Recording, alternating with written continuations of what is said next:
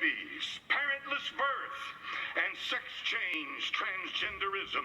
There's an awful lot to be said about this. I've spent all week, I've spent how many hours preparing for this. There's a lot of material out there that say upward of 80 people, 80%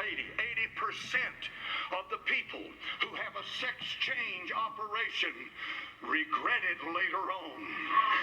They regret what they've done. They might have been caught up in the spirit, or they may have been influenced by someone, but they realize later on in their life that they have made a tragic mistake. Why is that? Because God made man in his image. And when you start changing from one sex to the other, you're going against the order of God, what he made us to be. Look at the first one. Sex change, transgenderism. Do you see that anywhere? Is that part of our culture today? Has it not just popped up in the last few years? Let me tell you something. The door that opened that was homosexuality. And what homosexuality opened for us was transgenderism. Now let me say this morning. Transgenderism is a gateway. Remember this. It's a gateway. What do you mean by that, preacher?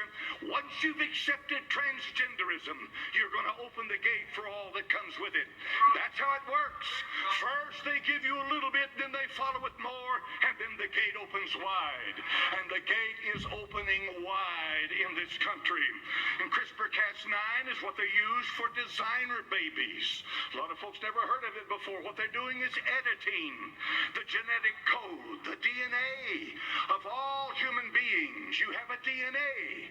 That DNA, deoxyribonucleic acid, is what determines who you are, what you become as you develop.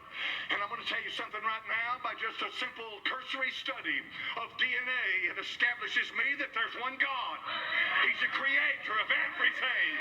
You're a fool if you think that DNA evolved into what we know it to be today. And I'll be nice about that. You're a fool.